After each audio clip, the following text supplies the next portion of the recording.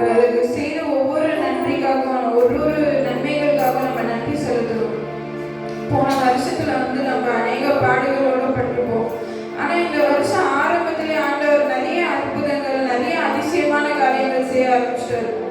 போன வருஷம் பட்ட பாடுகள் எல்லாத்துக்கும் சேர்த்து ஆண்டவர் நம்மள ஒரு நாளும் கைவிடல. அது எல்லாத்துக்காகவும் நம்ம நன்றி சொல்லணும். நினைச்சு பாருங்க, ஒவ்வொரு நாளும் அந்த வருஷத்துல நீங்க என்னென்ன பாடுபட்டிருப்பீங்கன்னு.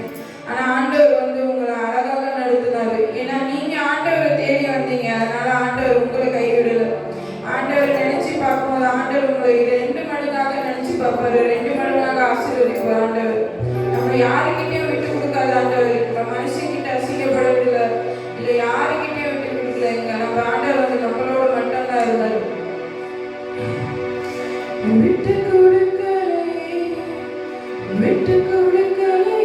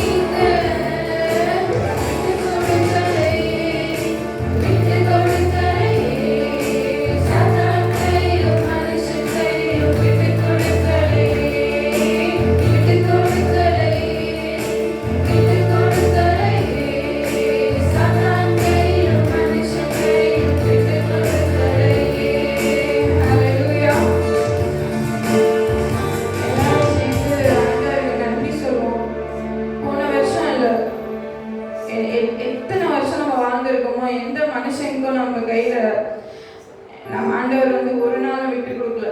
யாரு முன்னாடியே நம்மளை விட்டு கொடுக்கல. நம்ம அசிங்கப்பட்டிருந்தாலும் அந்த அசிங்கத்துக்கு பதிலாக நம்மளுக்கு ஆண்டவர் ரெட்டிப்பான நன்மையை தான் செஞ்சிருக்காரு. நம்மள ஆண்டவர் எத்தனை மனுஷங்க நம்மளை கீழ்படுத்தினாலும், நம்மளை யார் யார் விட்டு கொடுத்துட்டு போயிருந்தாலும், யார் நம்மளை வந்து வேணாம்னு சொல்லிட்டு போயிருந்தாலும், ஆண்டவர் நீ என் பிள்ளை, நீ எனக்கு சொந்தம், நான் உன்னை உயர்த்துறேன், நான் உன்னை எங்கேயும் விட்டு கொடுக்க மாட்டேமா, எங்கேயும் விட்டு கொடுக்க மாட்டேன். நீங்க எல்லாம் வந்து என்னை தேடி வரீங்க, நான் உங்களை தேடி வருவேன், எந்த நேரத்திலையும் வந்து நான் உங்களை விட்டு கொடுக்க மாட்டேன்னு சொன்னதே நன்றி செலுத்துவோம். இங்க ஆலயத்துக்கு வந்து நம்ம எதுக்கு வந்திருக்கோம்னா, நம்ம ஆண்டவருக்கு நன்றி செலுத்த மட்டும்தான் வந்திருக்கோம். இன்னொன்று வந்து நம்மளோட ஆத்மா வந்து நம்ம ஆண்டவருக்கு முழுமையா ஒப்பு கொடுக்கும் போது நம்மளுக்குள்ள ஒரு ஆசீர்வாதம், நம்ம வாழ்க்கையில ஒரு ஆசீர்வாதம் எல்லாத்தையும் பார்க்க முடியும்.